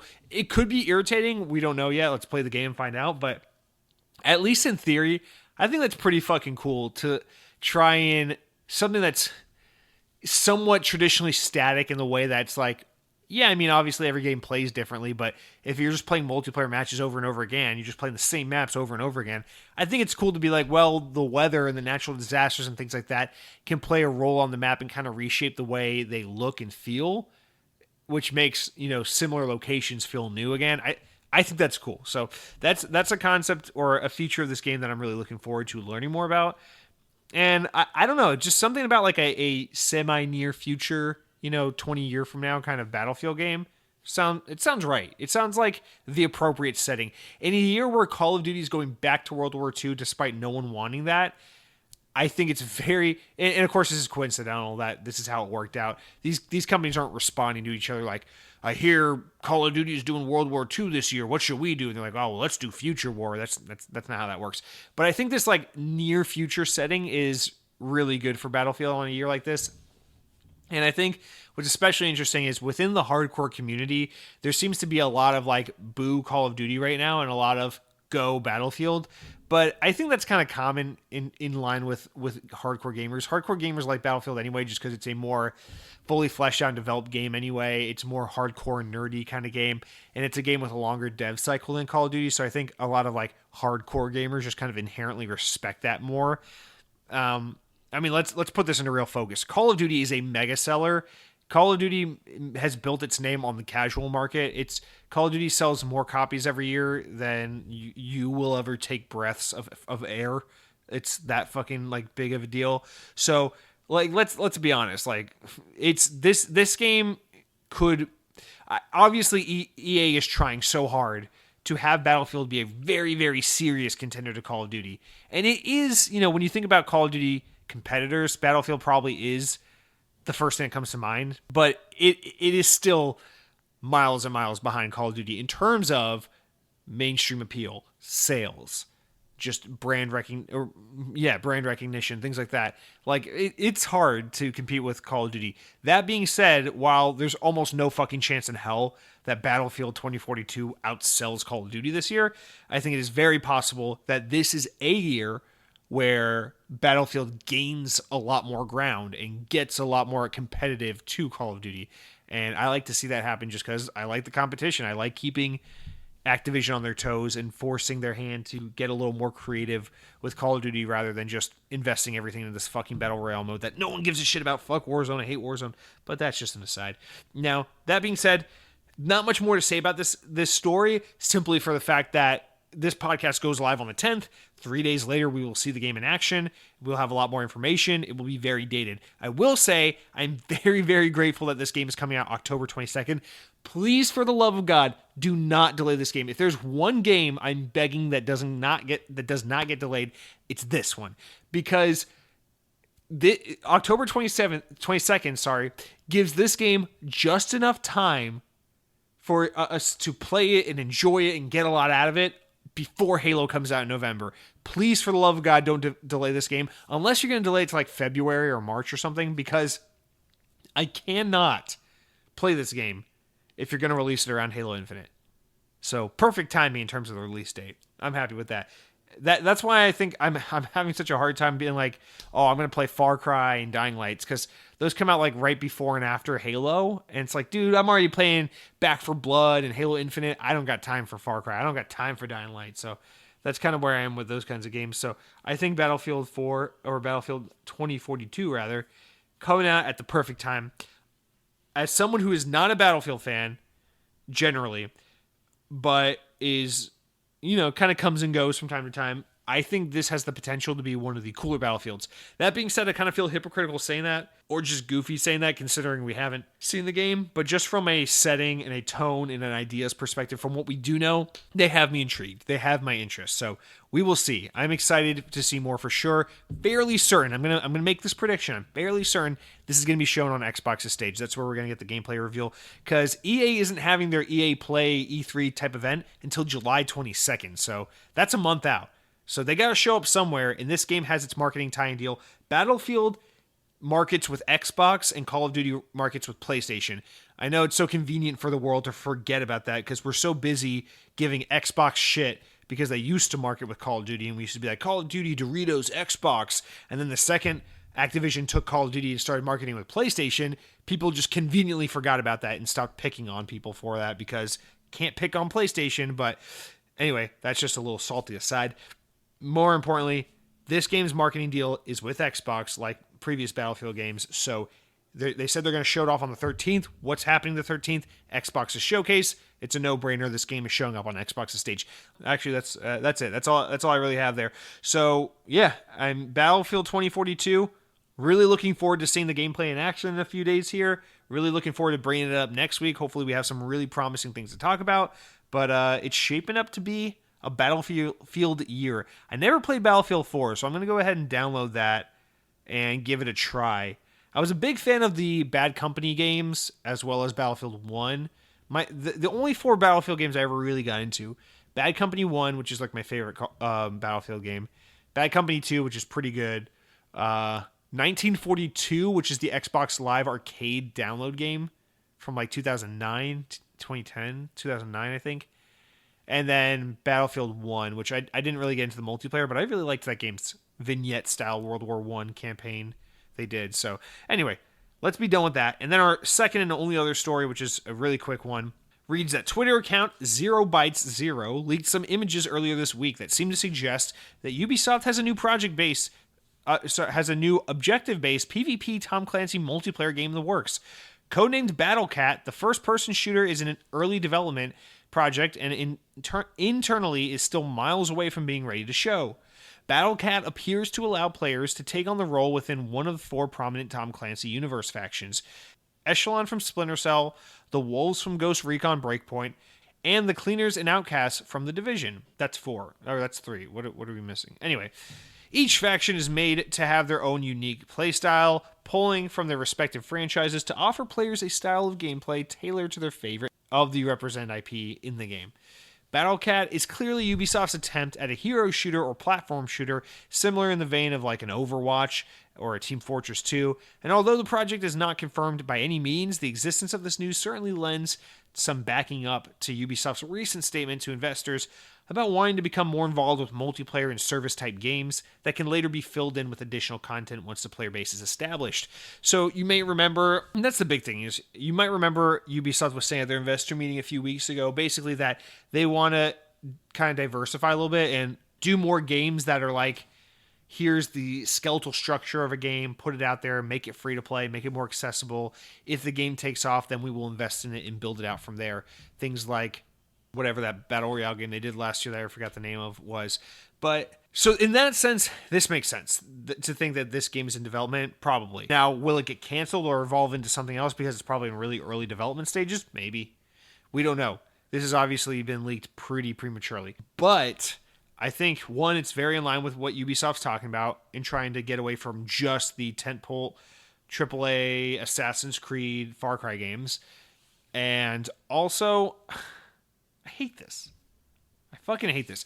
I'm not a Tom Clancy guy. There's no Tom Clancy franchise I'm really into. I've tried to get into Ghost Recon. It hasn't really worked for me. I tried to get into some of the Rainbow Six games. The closest I ever got was Rainbow Six Vegas. I've never tried The Division. I don't really have any interest in it. And Splinter Cell is a game I've always been curious about, but I've never given a try. So, and I know that's like, especially the old Splinter Cells are so Xbox oriented that's like almost blasphemy to say that. But if there's anything I had to take away from this, it's that Ubisoft fucking hates Splinter Cell, man. Like, Ghost Recon still gets new games. Division still gets new games. Everyone in the world is asking, please, more Splinter Cell. We need Splinter Cell to come back. Where is Splinter Cell? And Ubisoft is continuously like, here's Sam Fisher in an iPhone game. Here's a lewd photo of Sam Fisher at a costume party from 1973.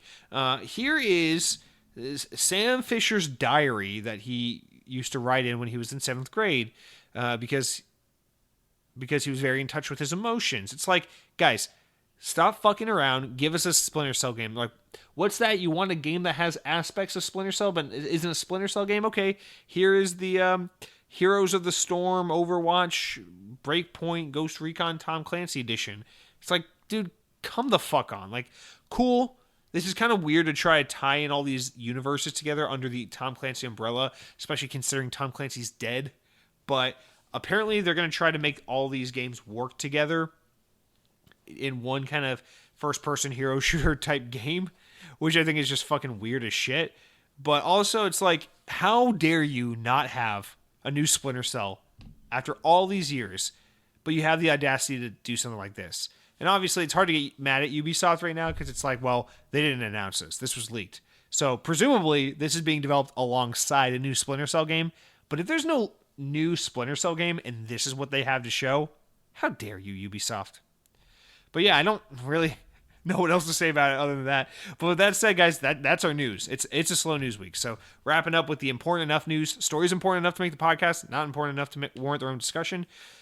Speaking of Ubisoft, they've announced that Tom Clancy's Rainbow Six Quarantine, its upcoming player-verse environment game, tactical shooter, of course, is now titled, it's been renamed officially as they said it would be, Tom Clancy's Rainbow Six Extraction. The company confirmed the rebrand with a teaser trailer ahead of its Ubisoft 483 event, where the publisher is expected to debut gameplay for the project for the first time. Next up, IGN reports that Ghost Runner, the well-received cyborg ninja action game, is coming to Xbox Series X on September 28th from publisher 505 Games. They announced it this week. The Series X version will come with improved graphics and performance along with several new features. Next, Overwatch news. We got Blizzard announcing a cross-play beta coming to Overwatch, allowing players to team up from PlayStation, PC, Xbox, Switch, whatever. You can all get nerdy with Overwatch together now. And lastly, some sad news to go out on. Following the flop of his latest game, Balan Wonderworld, Balan Company's studio leader and Sonic the Hedgehog co-creator, Yuji Naka, has quietly left Square Enix. The legendary game developer has said that he cannot say at this time why he has left Square Enix, but does note that he is considering possibly going into retirement. This is that one's kind of a sad one. In the Sonic community, which I follow, that a lot of people sharing that story this week. Just kind of a sad thing because Yuji Naka is a guy who has contributed so much to this industry. And I'm not just saying that as a Sonic fan. Like, Sonic and the way that changed Sega and his involvement with many other Sega properties. He even worked on like Phantasy Star and shit like that. Like, this guy has some serious credit in some really important games that really helped evolve and shape and change the games landscape forever.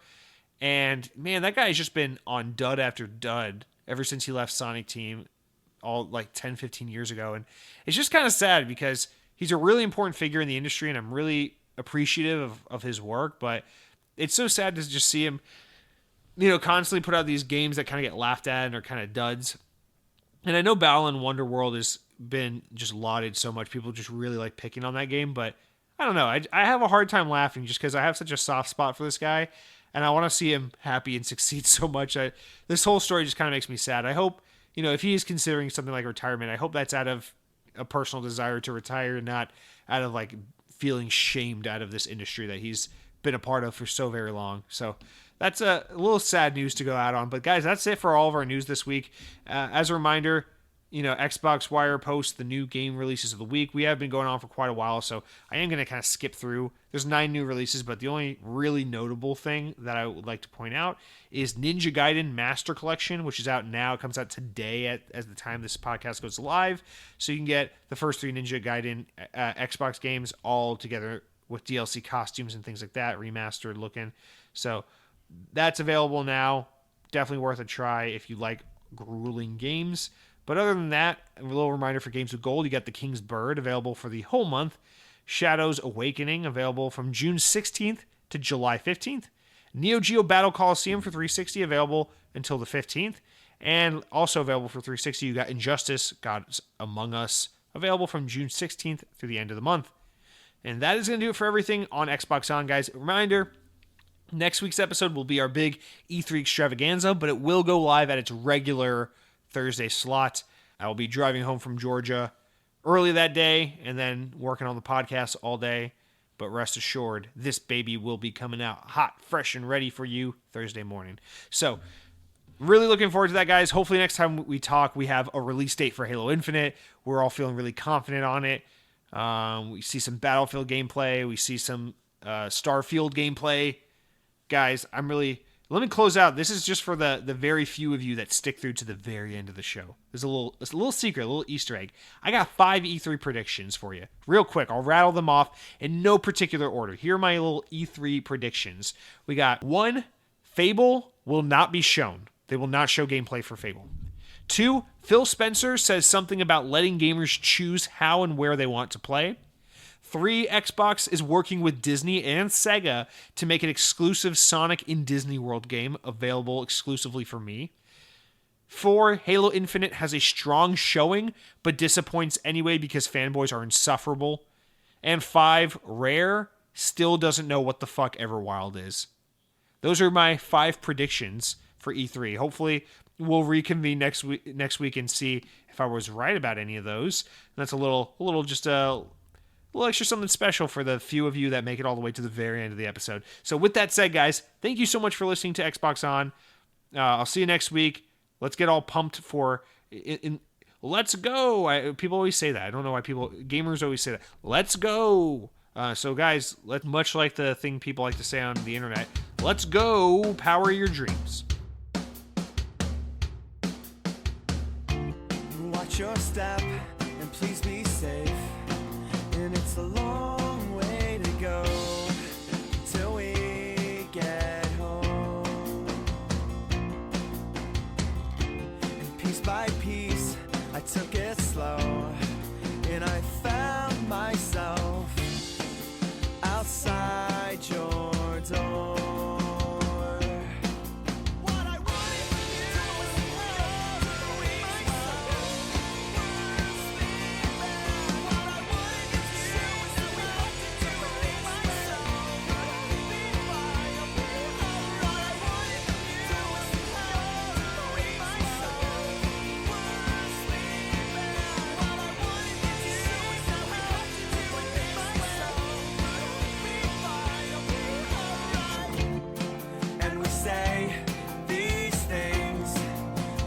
Just too much to take. I've fallen away from you. And we say these things, but it's just too much to take. And I've fallen away from you.